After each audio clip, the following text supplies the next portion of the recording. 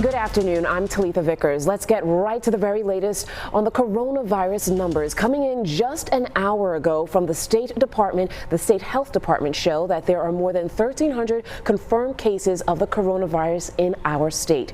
6 people have died. More than 100 are being hospitalized. Here in the Triad, Wilkes County is reporting its first positive case. Health officials are not saying where in the county or how this person contracted the virus.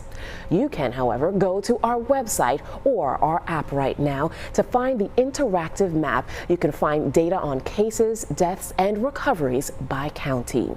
Governor Roy Cooper's stay-at-home order goes into effect tonight at 5 o'clock. He is asking the entire state to stay at home for 30 days. Several Triad cities and counties have already ordered their own stay-at-home orders.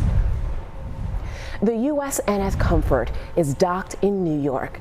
The ship arrived earlier this morning. It will be used to treat patients who do not have the coronavirus. The ship will free up beds in local hospitals to help treat people with the virus. The Comfort has hundreds of Navy medical personnel on board at this time.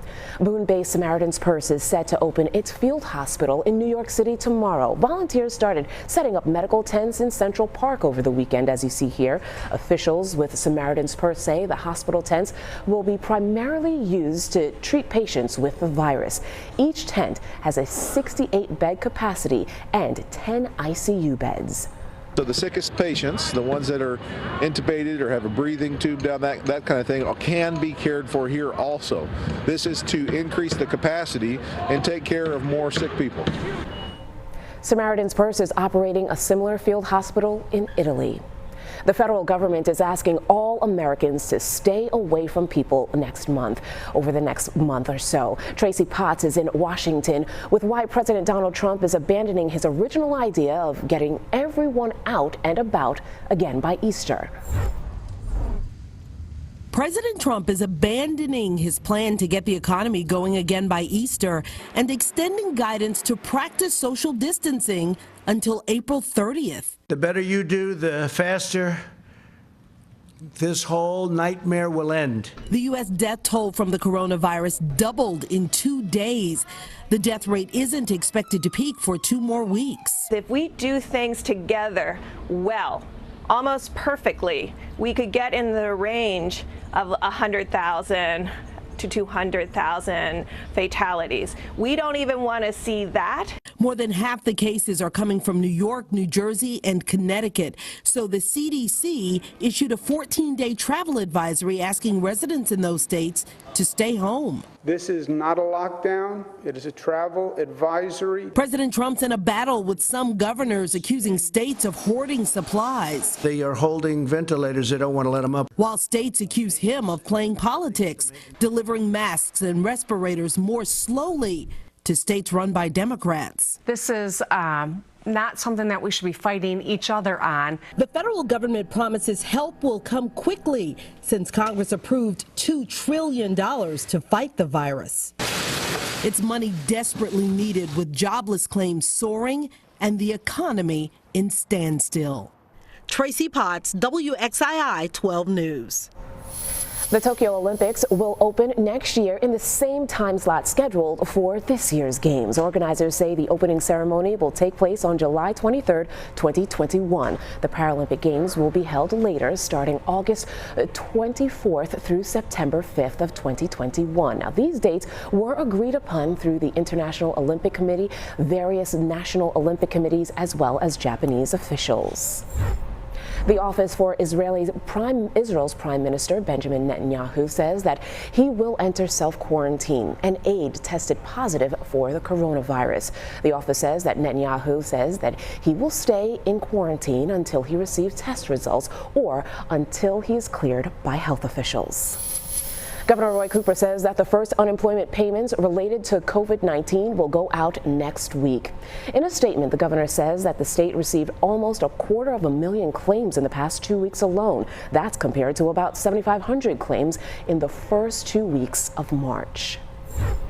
Amazon workers at the company's Staten Island, New York facility plan to walk off the job this afternoon. They are not happy with the way that the online retail giant has handled its response to the coronavirus pandemic.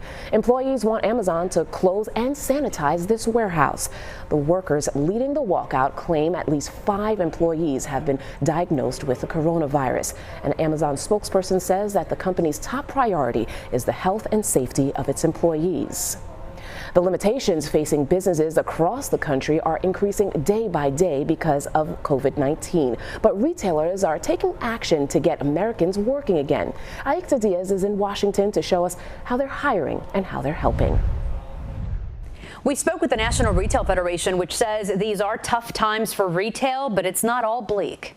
It's very good to know that even in this really difficult time, people are hiring. The National Retail Federation says when it comes to getting through this crisis, communication is key so employers, employees, and consumers have access to resources and the latest information. With the pace of layoffs accelerating across the country, the association points to its online job board for a list of retailers that are hiring, like grocery chains looking for cashiers and warehouses that need help stocking shelves. Companies are also adapting the way they do business to ensure the physical and financial well-being of staff and customers alike. Whether it's an environmental crisis or a hurricane or tornado or a flood, retailers are always the first ones to respond, and it's no different in this epidemic that we are experiencing now.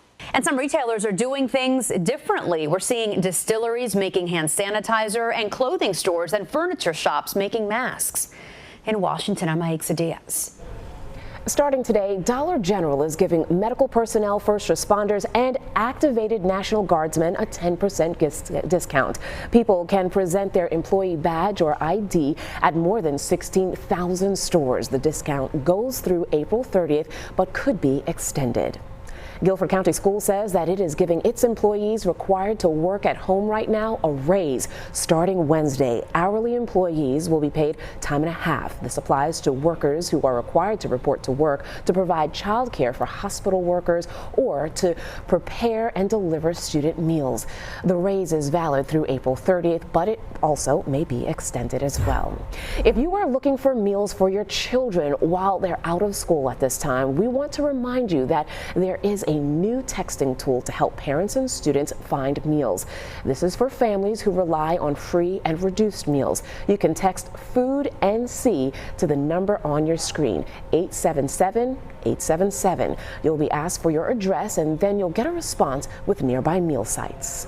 Local transit buses will continue running, but riders in Winston-Salem will see some route changes. The transit authority is adjusting some routes at this time, so buses can be disinfected throughout the day and into the night as well. The Winston-Salem Transit Authority will operate from 6 a.m. until midnight, Monday through Saturday. Sunday service will run from 7 to 7.